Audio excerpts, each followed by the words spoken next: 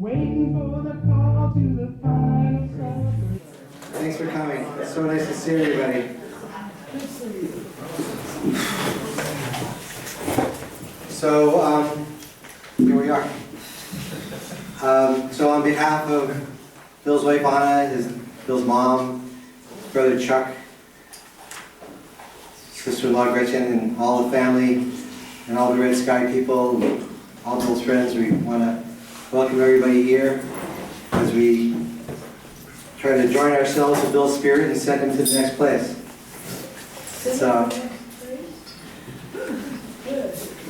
we know not where we come, where we go. So we'll do our best to see how we can get some energy behind them. So I wrote a few things.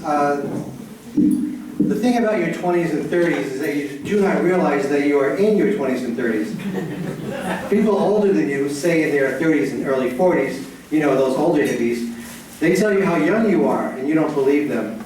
You feel so mature, so knowledgeable. It's kind of funny. But you made good friends around then as you are open and seeking love and acceptance, and you either are so sure of yourself or deeply unsure, depending on the day or week. I was 25 or maybe 26 when I met Bill Shively. He was 2 or 3 years older and so much wiser. Such a wise guy he was. Joanne took me to his apartment in the 5500 block of the Ave, and it was strewn with papers, cigarettes, and beer, as I recall. We liked each other right away. He was a writer, a real writer, and we had fun together. He introduced me to John B. and the women at the Kit Kat Club. We had some great fun trips to places around the Sound. There was one to Whidbey Island and Port Townsend one day. It was me and Joe and Bill and Robin. And Joe showed me the pictures, the photos from just the other night. They're so sweet. We were so young. Life was so great. Bill brought me into the Red Sky Circle. I was neither a poet nor a writer. I shot photos. And I love meeting you all. In a way, Bill introduced me to Sarah, the beautiful woman who would become my wife. He brought me to the famous Joe Kepler Slated for Demolition performance at the 911 space. I was a photographer, and Sarah was the blonde in the leopard print outfit. We became friends that night and been together ever since. And I had the pleasure of introducing Bill to the glorious Anna. At my photography show opening at Swingside Cafe, he sang his poetry with Michael Monhart on sax. And what a night that was. Anna was the co-owner of the place.